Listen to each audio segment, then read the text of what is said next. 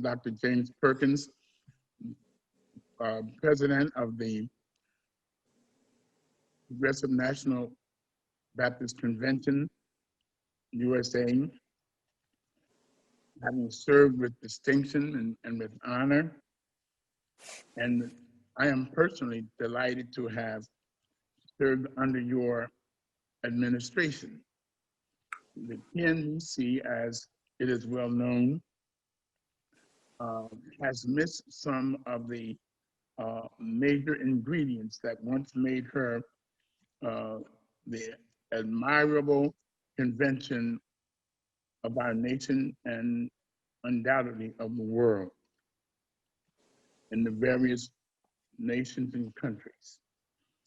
We're now in a election of cycle for a new president of the United States. We've heard much of what he has said, including his 3,000 lies plus over the 4 years that he has been in the office. And now he's continuing his battery for which he is best known for. And so we want to begin with the climate that he has created, in which the climate is chaotic, confusing, dangerous, hostile. And so the first out, and there's a series of other questions that I want to pose to you to make sure that our message gets out and our message is accurate and does not need to be fact-checked, because we speak the truth and lie not, because our background is the men and women of God, and our truth comes from God and our truth comes from his word. So Reverend Perkins, pardon me for interrupting you. Please go right ahead. Well, first of all, I want to say it's good to see you, Dr. Shine, and it's good to be with you. And thank you for the invitation to be a part of this conversation. And I cannot help but agree with you that this election that is before us is the most important election we will participate in our lifetimes. For the past 4 years, we have had a president who has demonstrated that he is a pathological liar, that he is a racist and makes no attempt to discourage white supremacy. And he has insulted us as Black people and insulted our women in particular. And he has, in terms of his national leadership, then he has turned his back on our national allies, and he has kissed up to our national enemies. And he has made no secret about the fact that he wants to be a dictator. Every time he gets up, he always talks about not 4 more years, but 12 more years and so forth. He wants to be a dictator. And so what's really at threat here, in danger here, is not just that he will become the president again, but that he will destroy this democracy. The United States has been the flagship country, democratic country that has defended democracy all around the world. And he's turned his back on all of that. And he has made no secret of the fact that he intends to try to hijack this election. So it is very important that we get out to vote, that we urge our people to get out to vote, and that everybody takes this seriously. I heard somebody say, act like your life depends on it, because it does. The quality of our lives will depend upon who the next president of the United States will be. I make no secret of the fact that I support Vice President Joe Biden and Senator Kamala Harris. They have different values from what this president has. Their values, they believe in racial justice and equality. They believe in a quality education for all Americans, for all people. They will not try to destroy Obamacare or the Affordable Health Care Act, but they will try to expand it so that health care can be a right for every person rather than just a privilege for the privileged few who can afford it. This president has stacked the Supreme Court with conservative judges who have made no secret about the fact that they want to get rid of Obamacare.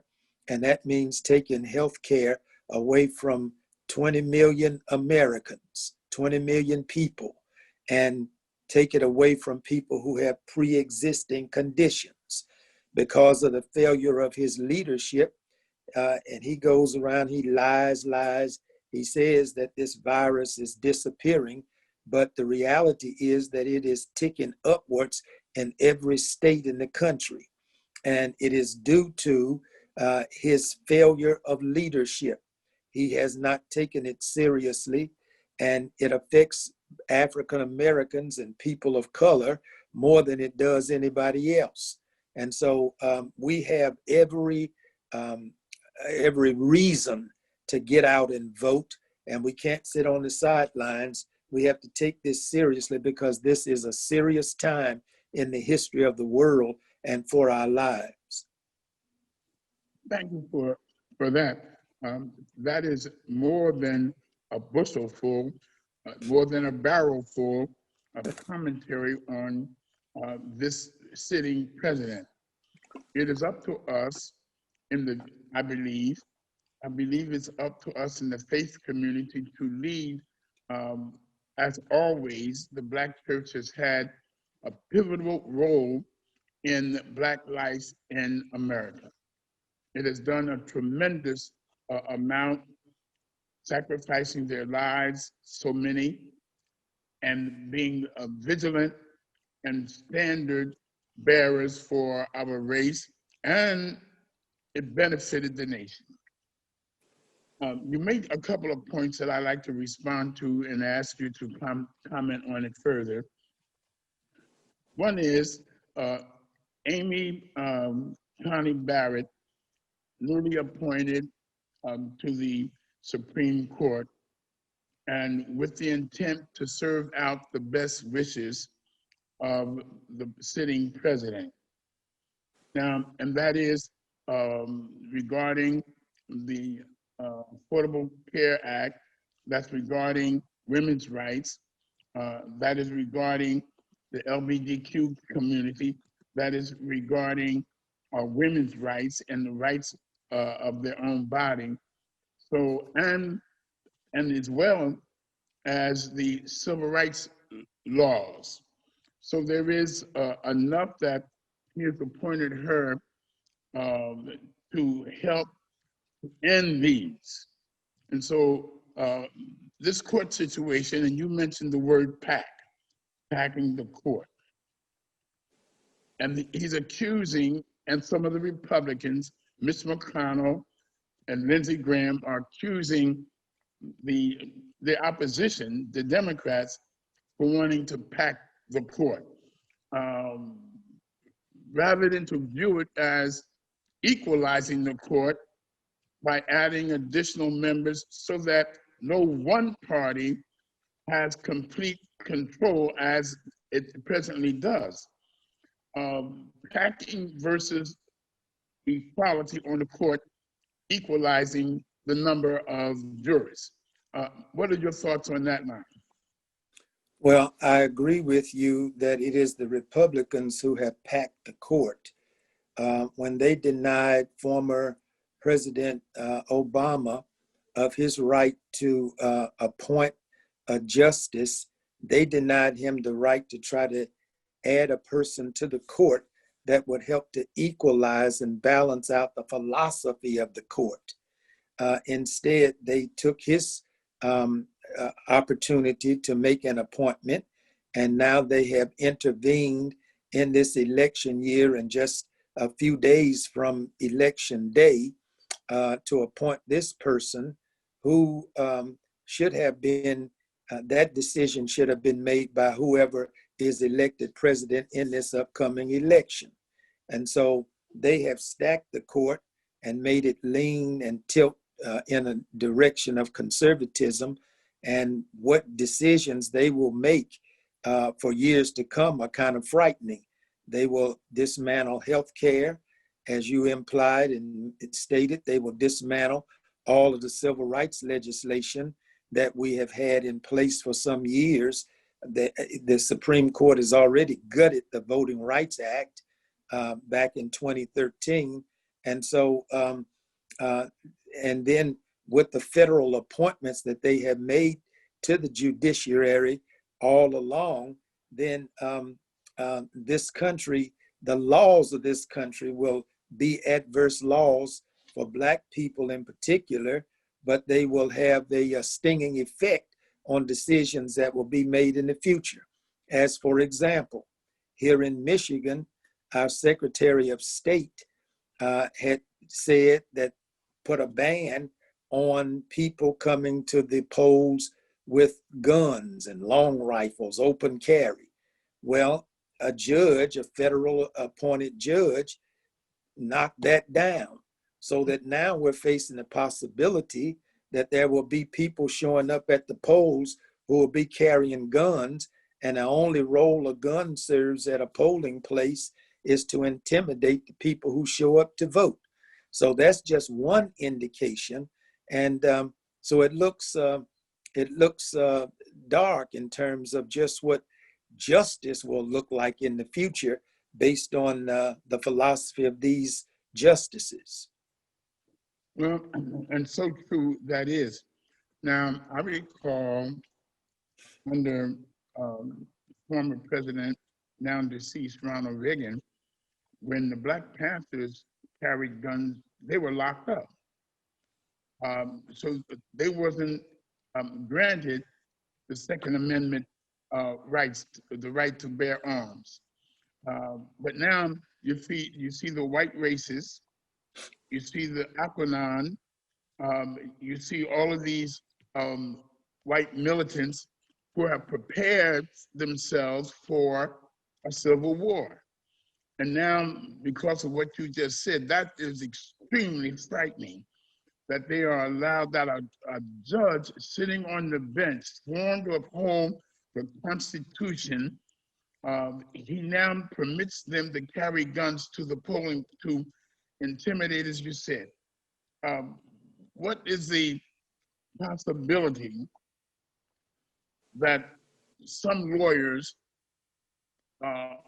of a specific type, civil rights lawyers particularly, can address this to the court? Well, they can address these issues to the court, but based upon the philosophy of the court, we'll just have to see how they rule in specific cases. In this instance that I'm talking about, there was a group, a white militant group here in Michigan, that it was discovered that they had made plans to kidnap our governor and put her on trial and to murder her. And yet, with that in the atmosphere, this judge still ruled that they can bring guns to the polls. That seems to me to be putting salt in a wound, agitating and stirring up and giving these radical groups a license to practice violence against Black people. If I agree with you that if Black people had been carrying these guns and stormed the Capitol as they did some months ago, then they would hold that against us. But in this case, they see it as being quote unquote American. Well, that's the environment that we're in. Certainly it is.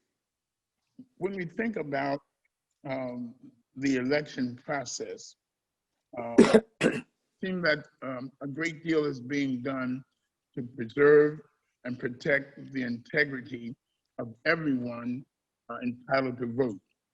One of the issues, Dr. Perkins, um, is this issue of conservatism versus liberalism. And, they have a propaganda machine at work that would tend to go against anyone being a liberal, whatever that means by their definition. But by the um, etymology of the words, and I spoke about that on another occasion. If the word liberal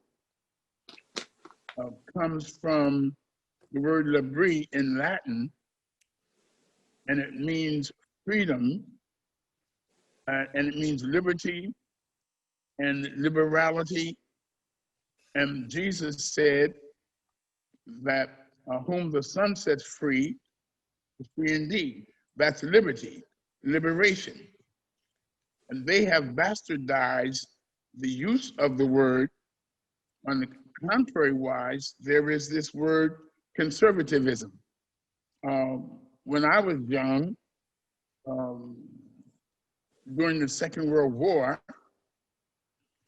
what our parents and grandparents did, they were what we would have called hoarders. They held on to everything, clothes, canned goods, everything. They were pack rats, what we call them, because they didn't let nothing go. And that would have been conservative, conserving their thing, all that they had. Now, would the conservatives or whatever they brand themselves are, that's their branding, we are conservative.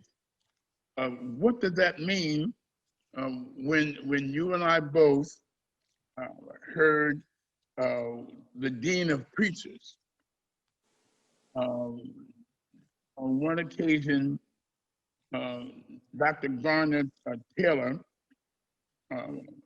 said, what do they mean by in the Constitution, we the people? Did that include us when we were enslaved? And so does that mean that because they're conservatives, they want to conserve the right of oppression, suppression of Black people? Because that's the real root meaning of those two words, either freedom, liberty, liberation, conservative. That is, another word for that today would be, we don't want to change anything. This is the way it was then, and that comes up now, Dr. Perkins, it comes up now in the word originalist.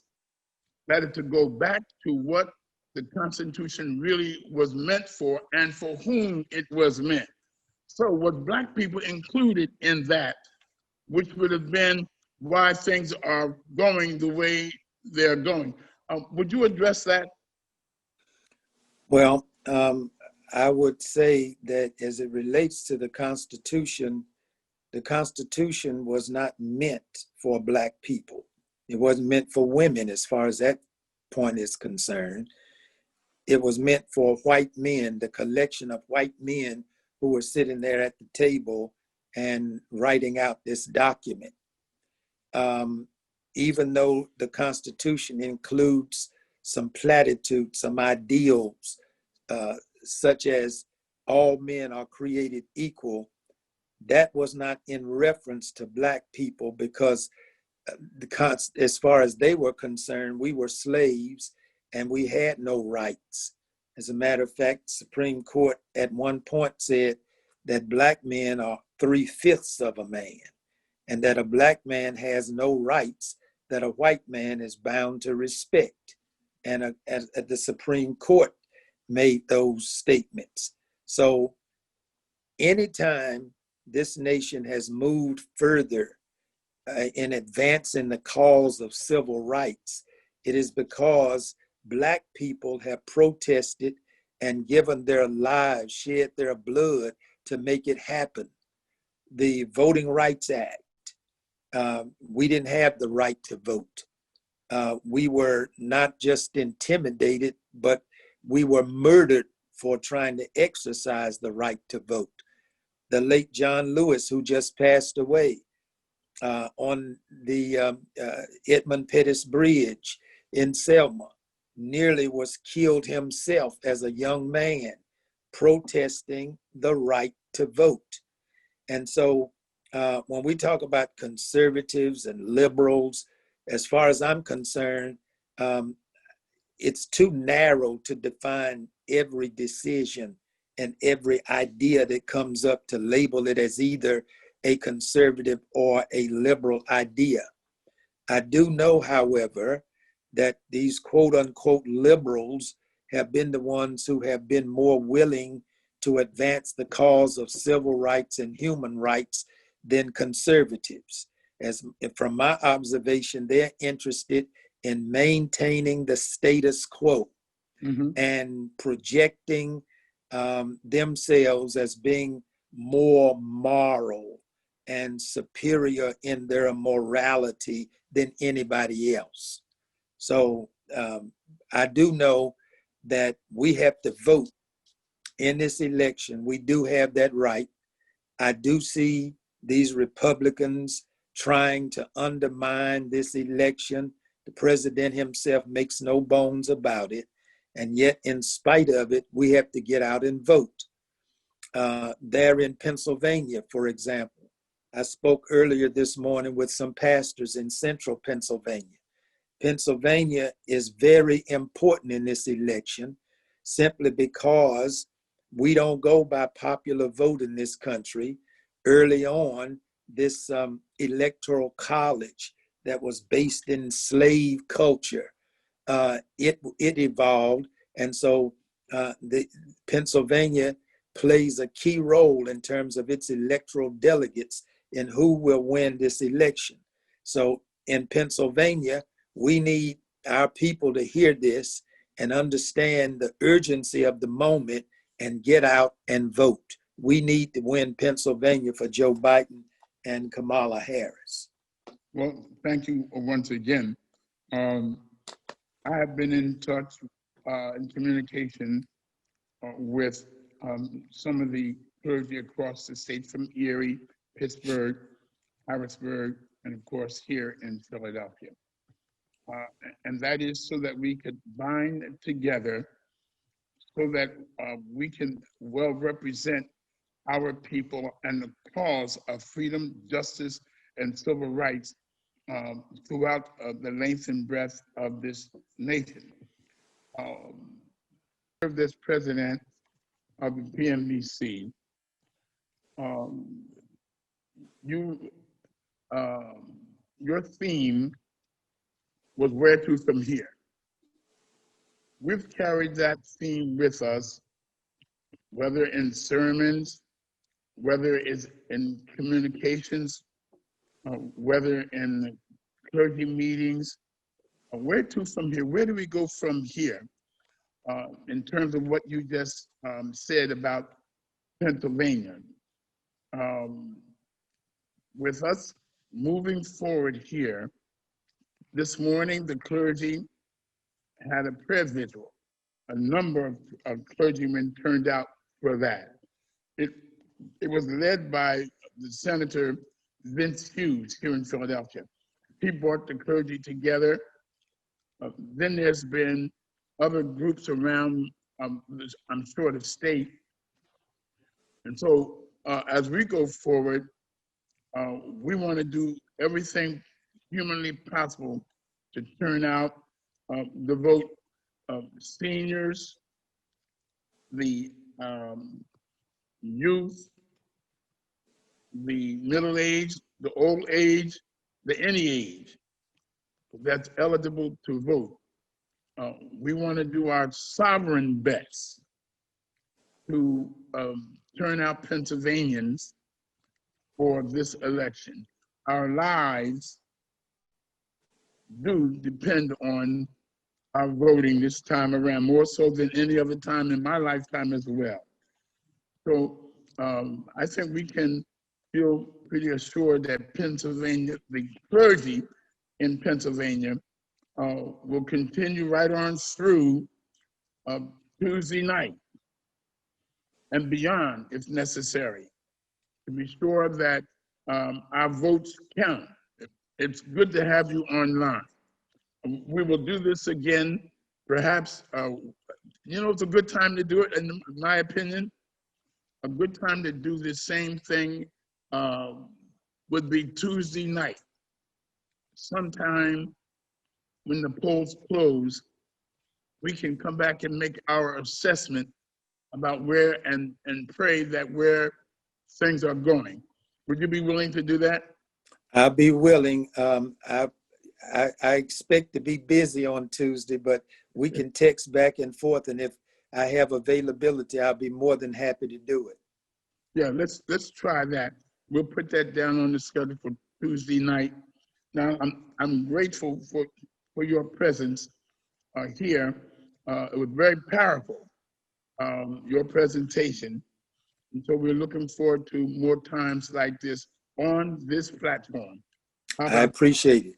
Just let me say that I was in a meeting earlier, and in that meeting, it was stated that there are 1 million absentee ballots that have not been returned in Pennsylvania. So as you have the opportunity over the next 2 or 3 days, is all we have left, urge people who have not returned their absentee ballots to return them. Not through the mail. It's too late to mail them in at this point, but they can take them to a drop box or city clerk's office, or they can go to iwillvote.com and find out where the nearest voting center is to them, and they can drop it off there. Thank you very much for that. Thank you, Doc. Good to be with you. And likewise, good to have you with us. Take good care and God bless you.